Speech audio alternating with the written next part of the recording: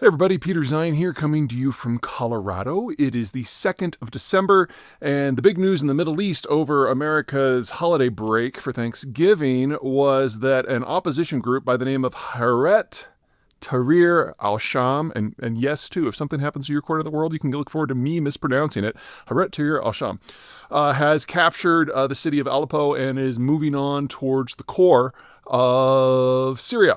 Let's hit this from a geographic point of view and then from a policy point of view. So first, geographic.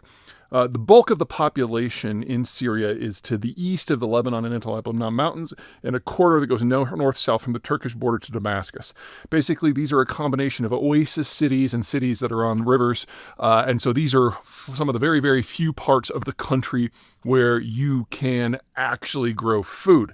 Yes, you've got the Fertile Crescent and the Euphrates and all that, but the Euphrates floodplain is very, very narrow, in some cases just a few miles end to end. So it's never been an area that's been able to generate a sustained civilizational impulse or create an empire, whereas this corridor here has always been populated. In fact, they're some of the most consistently populated areas on the planet going back to antiquity. If you move to the west into Lebanon and the Syrian coast, you're on the other side of the mountains, and so that's where you get a lot more minorities, whether they be Druze or Shia or Alawite. Anyway, this core has always been vastly supermajority populated by Sunni Muslims, and usually what happens in Syria is all the other groups gang up on the Sunni Muslims, and so the current government of the Assads is an Alawite-led group, and basically you've got a coalition of small minorities that have banded together to prevent being destroyed by the Sunni Muslims. So when the civil war broke out in Syria, what has it been, 15 years ago now?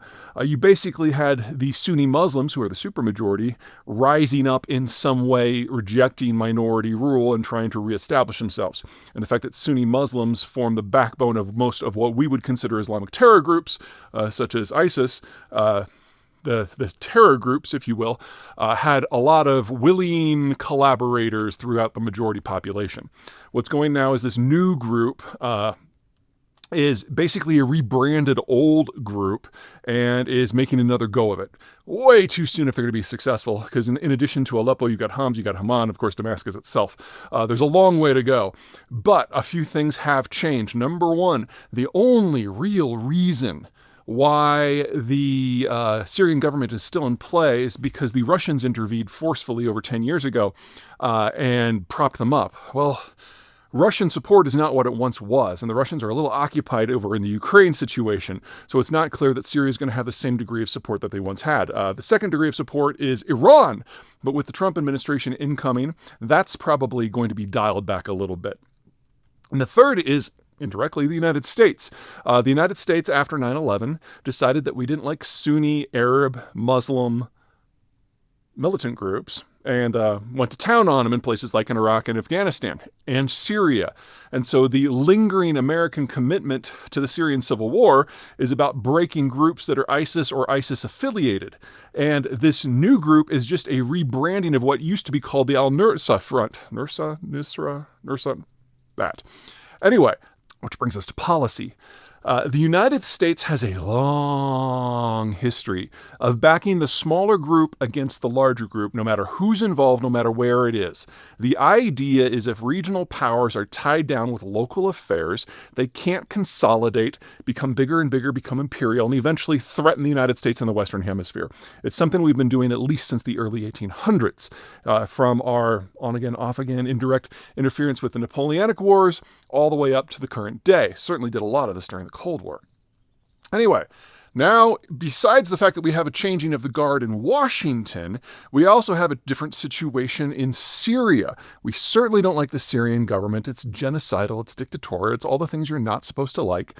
And it's being backed by all of the traditional powers that have been hostile to the United States. There's just one fly in the ointment. We have now defined ourselves as against Russia, against Syria, against Iran, and against Islamic militants. If the United States was to change its mind on just one of those, all of a sudden the game changes, especially when you consider how occupied the Russians and the Iranians are about to be. So the group that is most likely to have the change in circumstance is going to be the Islamic militant groups, the former al-Nusra group.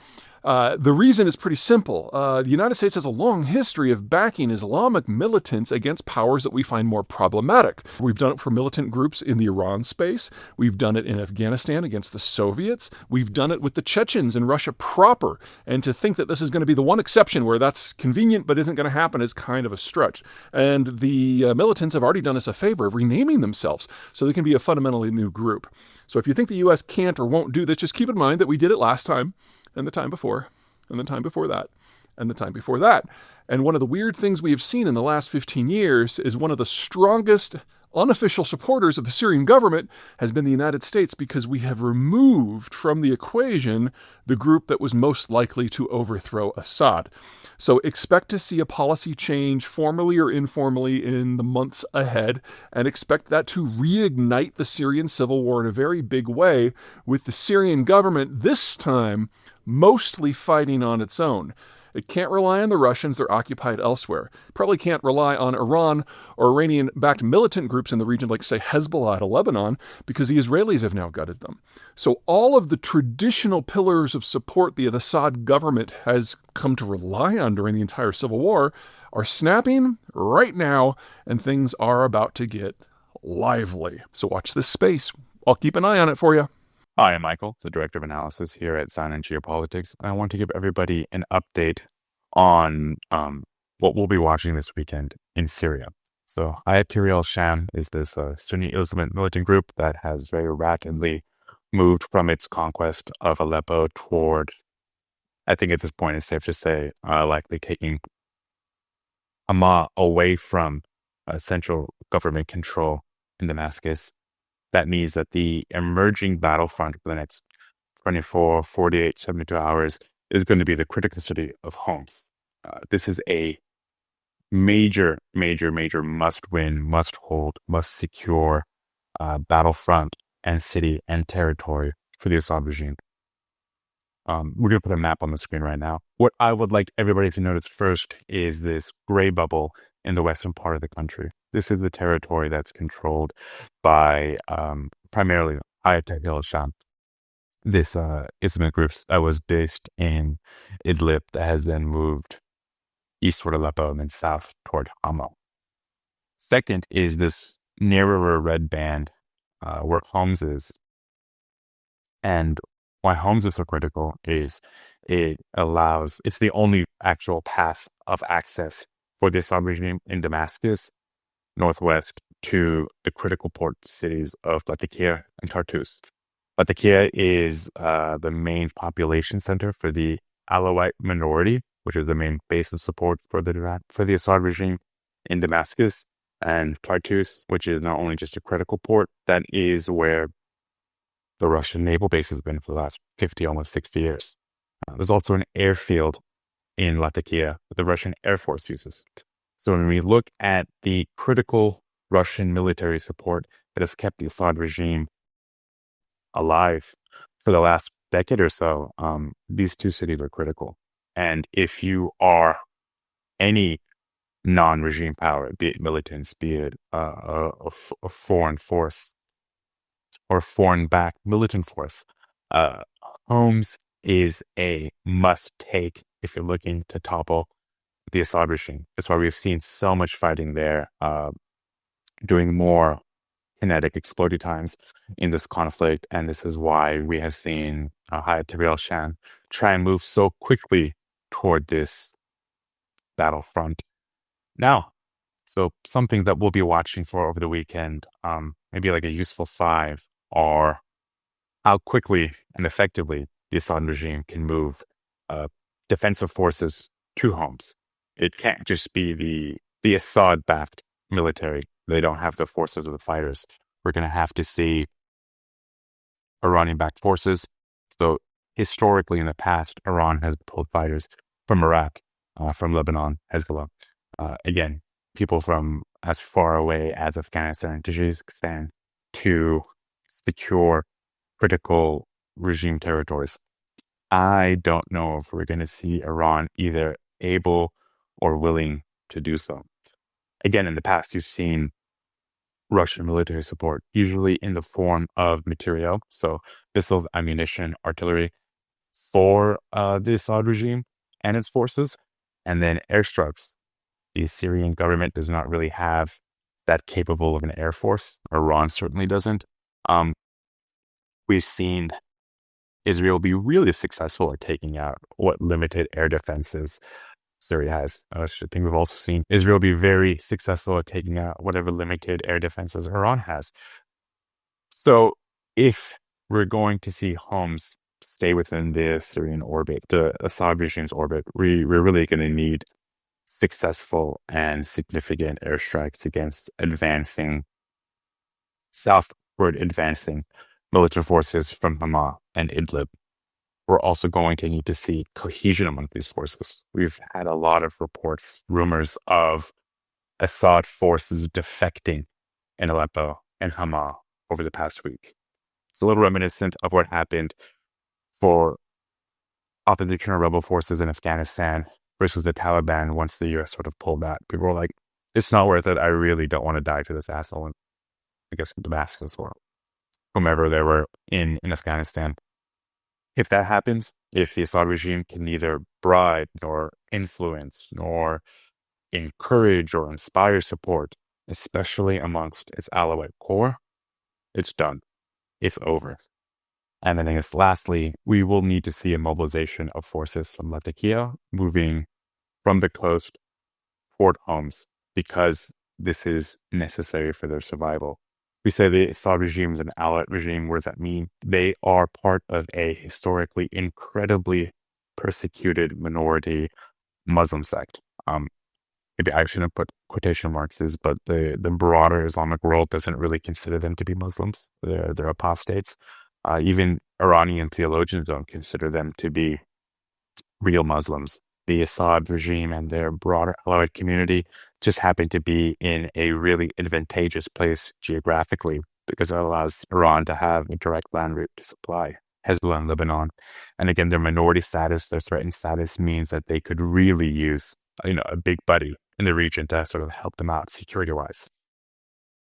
So with that said, if I think really any of these pillars fail to materialize, the Assad regime is going to struggle to slow the advance from Homs southward. There really is no hope of them stopping it.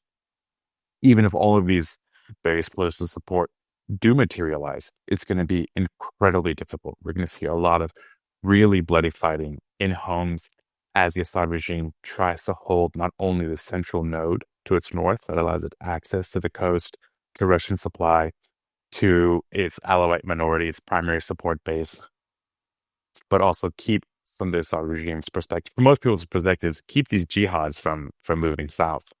If Homs falls, I think the entire security alliance network with the various tribes, minority groups, fighters, soldiers, people on the payroll, etc., in and around Damascus really start to reconsider who and what they're fighting and dying for. I think they're going to see the writing on the wall.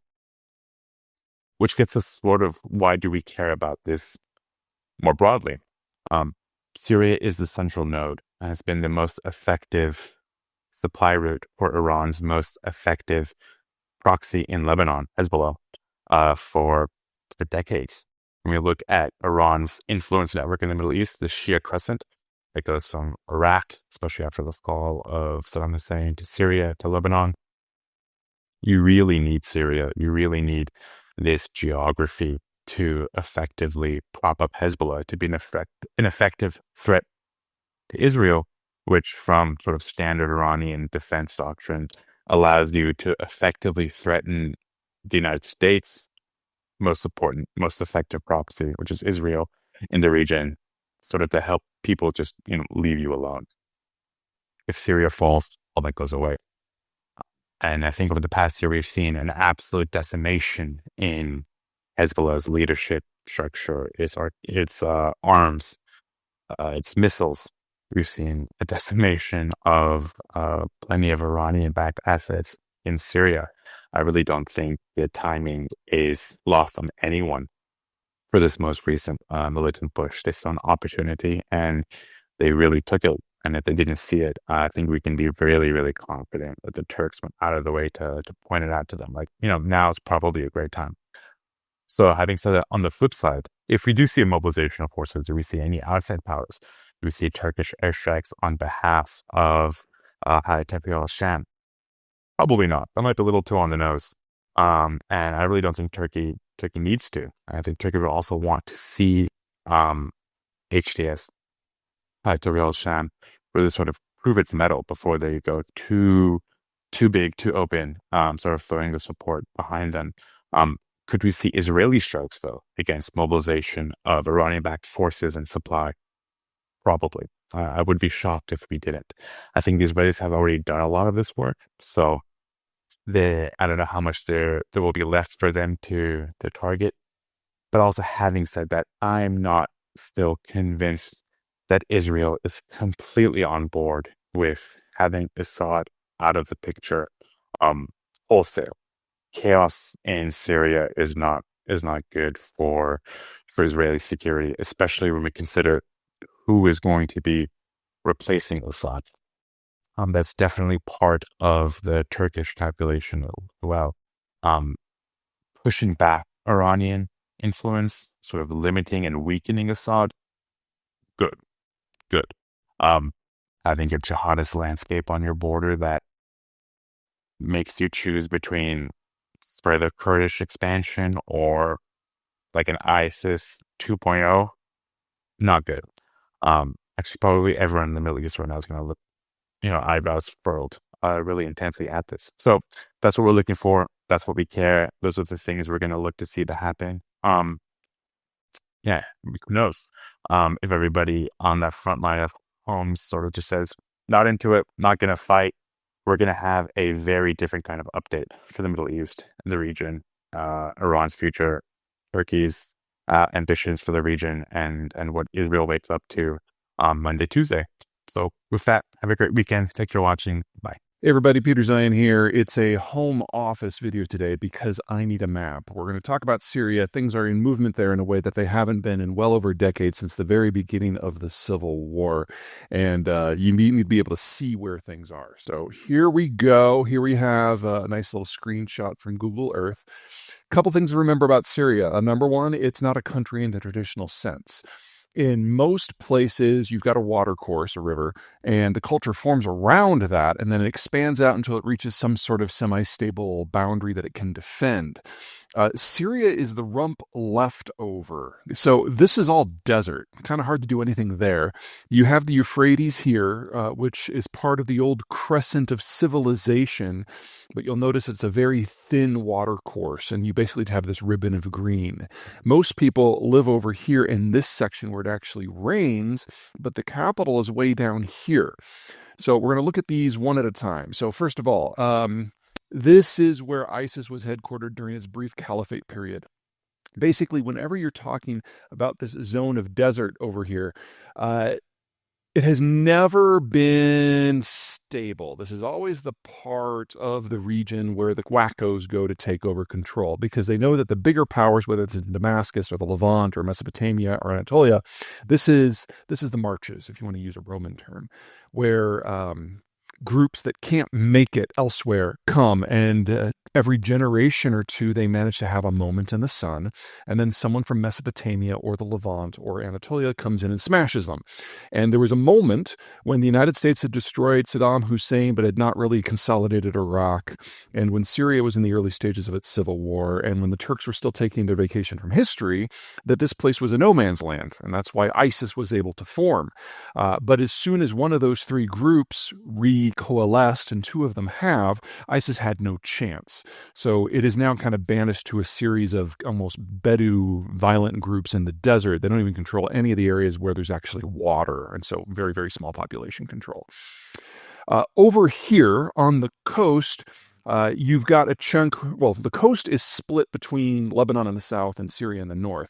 But this is an area that gets the most rain, but it's also very mountainous and very forested. So really good for dissident groups to set up shop.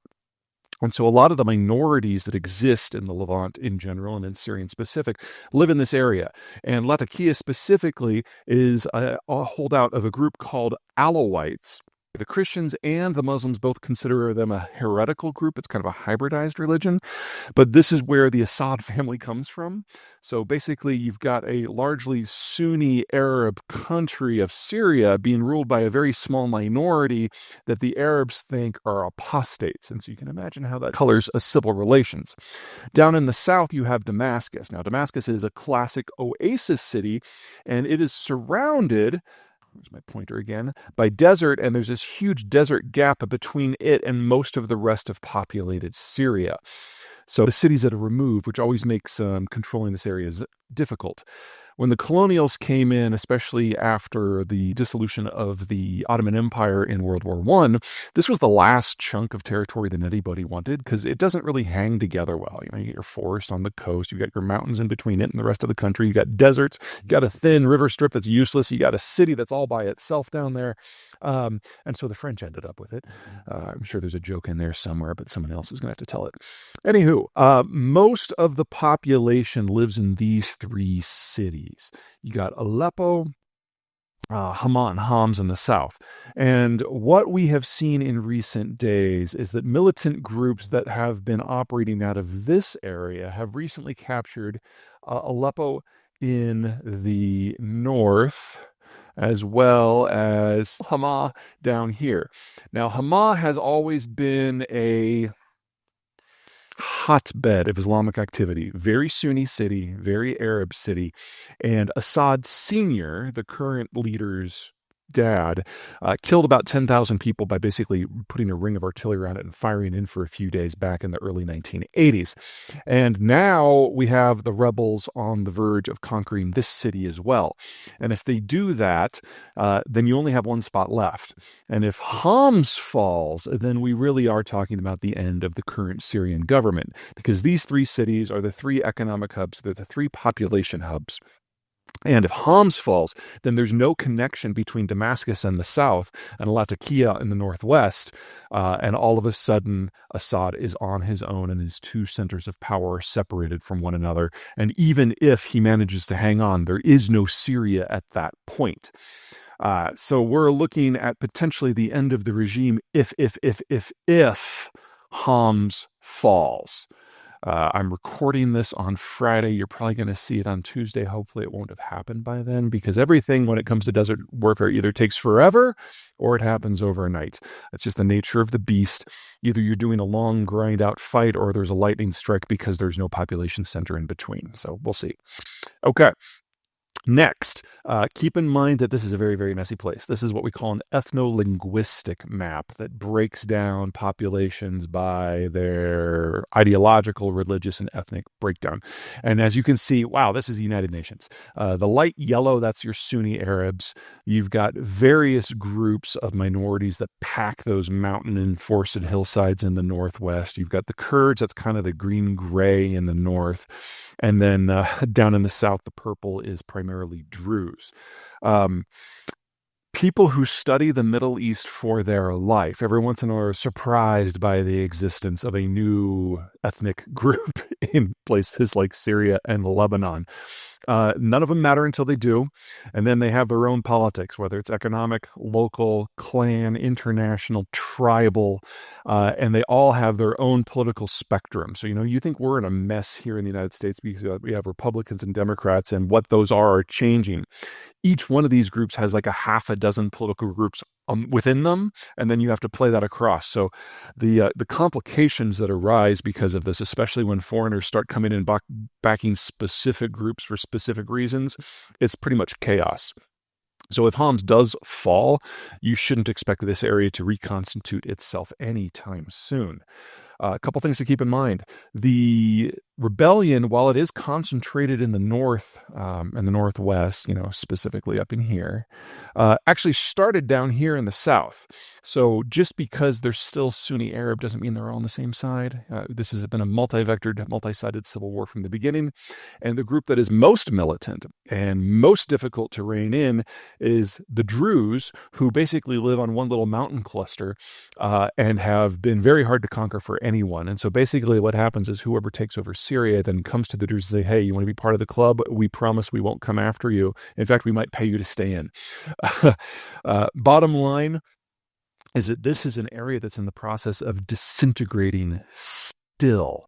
And success by the militants who are backed by the Turks in places like Aleppo and Hama and even Homs does not mean that it consolidates. It just means it enters into a new sort of chaos where the reigning warlord, Bashar Assad, simply is no longer formally in control. So think of this as the opening act of the second phase of the Syrian civil war. Oh, and one more quick thought as I'm heading to the airport here. In the Syrian civil war to this point, the Israelis have not played. They've still done airstrikes here and there whenever they think they come across a shipment of, say, like weapons or IRGC groups, that's from Iran, that they think are going to cause problems for them in Israel proper, but they've really not played a role in any meaningful way in the war. They've let everyone else do that. It's working from the theory that an ossified, vulnerable, weak dictatorship in Damascus is actually in their best interest, because the alternative would be absolute chaos where jihadist and terrorist groups could run amok, or one of those jihadist terrorist groups could actually consolidate the government, and then you have a majority Sunni Arab state that is pathologically hostile to Israel right on its border, and they wouldn't like that either. So the civil war to this point is actually serve Israel's broad strategic interests. But if you're looking at this thing all breaking apart anyway, and it's one of those, you just grab what you can while you can, then doing a handful of well-targeted, well-timed airstrikes to break up what's left of Assad's coalition and maybe take him out personally, the math changes. And Israel certainly has the capacity, especially now that Hamas has basically been defanged and Hezbollah has been decapitated. Now would be the time to rewrite the entire strategic picture. So until now, Israel hasn't played in the war, and all of a sudden it looks like that could well change, like maybe this week. All right, everybody, let's talk Turkey. Peter Zeihan here, coming to you from, snowy Colorado.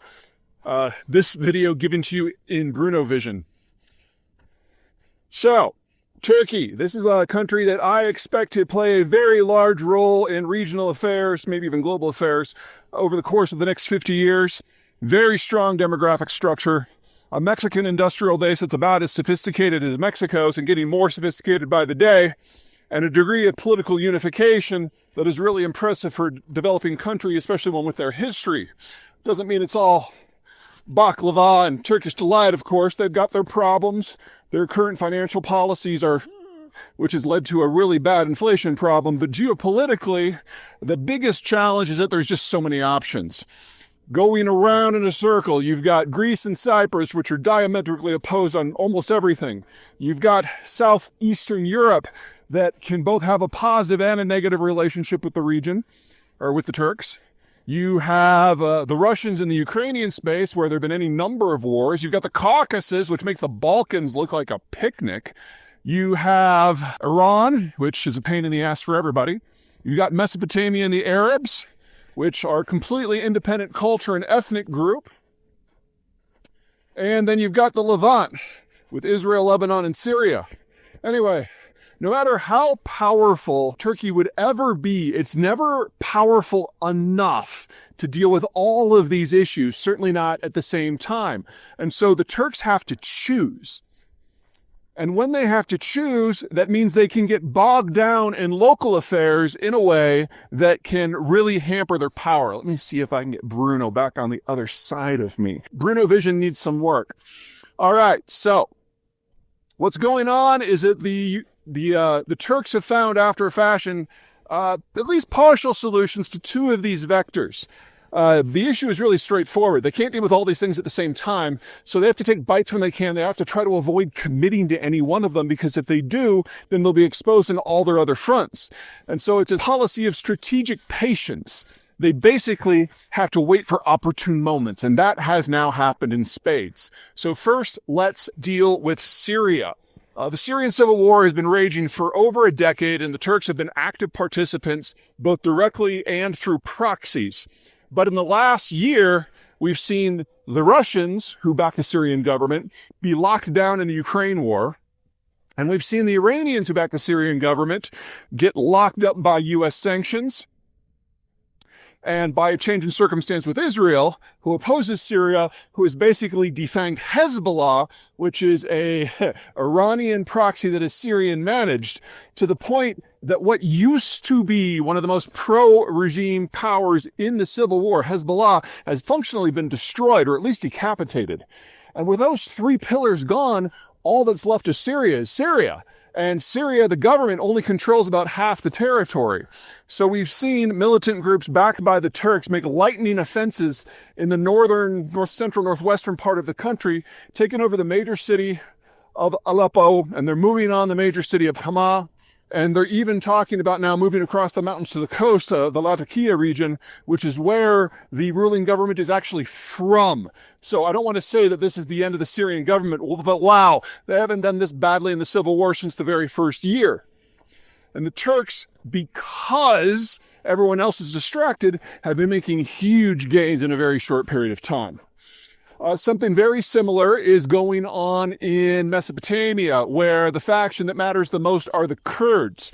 Now, the Kurds are the largest ethnic group in the world who don't control their own state. And part of the reason for that is that all their territory is landlocked. Part of the reason is that there's powers around them, Iraq, Syria, Iran, Turkey, that don't want them to have an independent state. But mostly it's because they hate each other and they're willing to fight to the last Kurd to decide who's in charge. So overall, there's 7 major factions of the Kurds. The faction that matters the most is a group that calls itself the KUP, who operate in northern Iraq. And the KDP partnered with the United States way back during the Saddam regime and used American military assistance and economic aid to build a little semi-modern statelet in northern Iraq. The Turks were furious about this, but they knew if they waited long enough, the Americans would lose interest and go home. It's just that it took 35 years. Anyway, that has now happened. And so the KDP is under some severe economic pressure.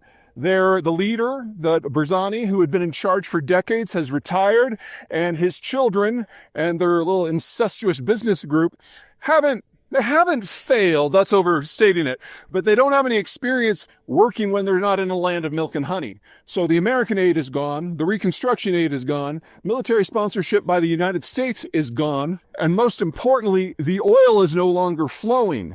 The central government in Baghdad has managed to restrict the amount of money that goes to the Kurds in the north, and so for the first time, this new generation of leadership has to get by with what income the area can generate without oil or gas or aid. And the answer is very little.